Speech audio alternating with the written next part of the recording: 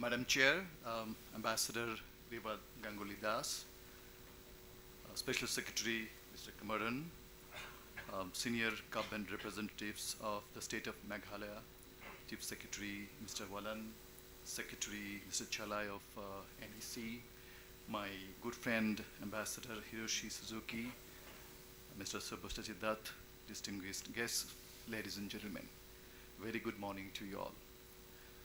I wish to extend my sincere appreciation to the organizers, Asian Confluence, Embassy of Japan and others for convening this important conclave here in this majestic Shillong, called it the Scotland of the East, a place close to the nature with a captivating blend of waterfalls and forests. My wife is with me and she's enjoying the beauty of Meghalaya, and every time there is an opportunity to come, she always accompanies me. I also thank the organizers for their warm welcome and gracious hospitality. You know, Bangladesh and the northeastern states of India are much more than next door neighbors. This subregion, premised on common historic and civilizational ties, has enormous potential to be the nodal hub for a vibrant region centered around the Bay of Bengal. And today, the geostrategic and geo-economic importance of this natural bond has occupied a special place in the realm of Bangladesh-India relations. Bangladesh looks at its linkage with the Northeast India from some crucial viewpoint. And the first and foremost is peace and security. The government of Bangladesh remains steadfast to uphold its zero tolerance policy against any form of terrorism, extremism, and insurgency.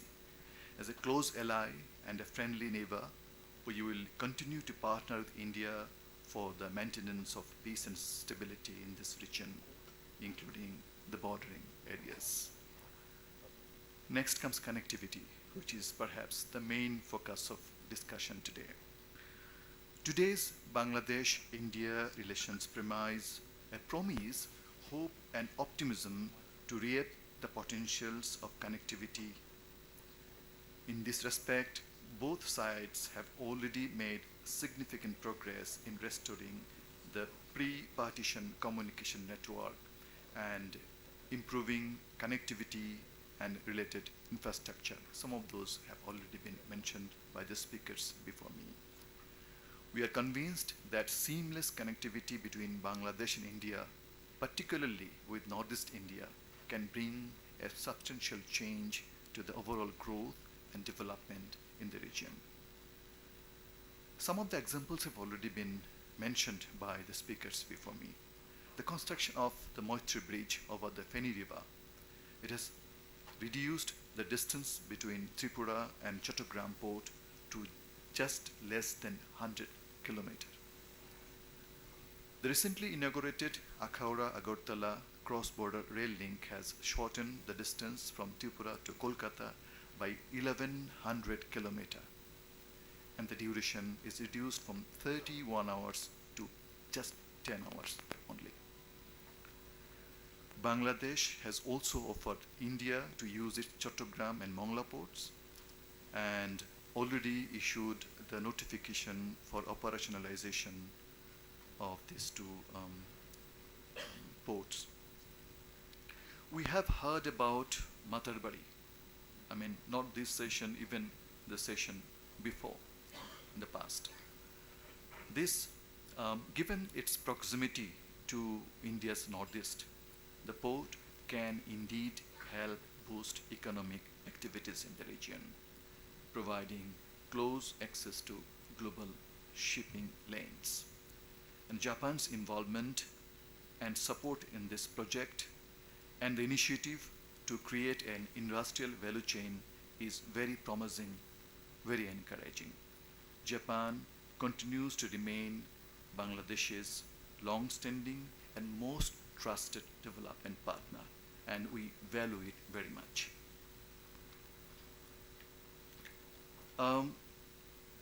Then the issue of physical connectivity between Bangladesh and Northeast India. Um, we need to grab this opportunity to achieve a win-win situation. We underline that the utilization of connectivity must be productive for all concerned and mutually beneficial. And I emphasize here, it must be mutually beneficial. Moreover, several inter and intra-regional initiatives, including the Trans-Asian Railway, Asian Highway, BBIN, and BIMSTEC Master Plan for Connectivity can open a new opportunities for improved connectivity in this entire region. Beyond the road, rail, maritime connections, we can make substantial progress in developing and tapping the region's power and energy potential. Ambassador Suzuki has alluded to the importance and the potential of hydropower for this region. Currently, Bangladesh is in the process of trading power with Bhutan and Nepal, where the role of India remains vital. And this brings me to the last point, which is the trade and investment. And I understand this is the crux of the issue of this BD India-Japan joint endeavor, which is offering through series of conclaves that here this Asian conference has been taking initiative of.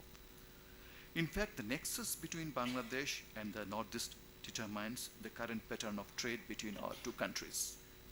In Bangladesh, there is a high demand of minerals and natural resources which are found in Northeast India. So from our side, we can increase import of resources such as coal, limestone, stone chips, and bamboo from the Northeast region.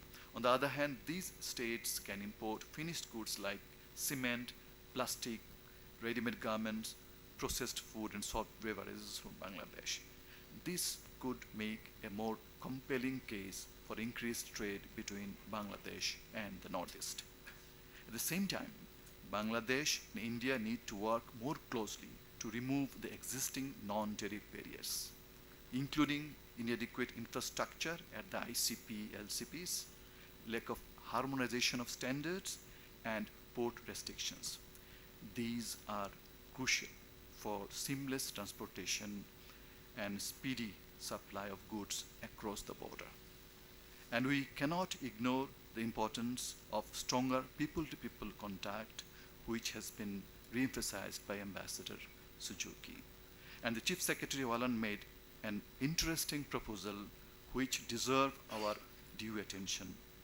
Visa has been a major issue that we are currently grappling with, particularly getting a visa to visit India. Distinguished guests, ladies and gentlemen, we have been implementing a pro-business and pro-investment policy to spur industrialization and development in Bangladesh. We have developed 2 special economic zones in Mongla and Mishrai solely for the investors from India. The Indian investors can consider Bangladesh as their preferred investment destination. Again, India-Japan Comprehensive Economic Partnership Agreement is in operation now. Bangladesh is in the process of negotiating trade agreements with both Japan and India, and this has been mentioned by speakers before me.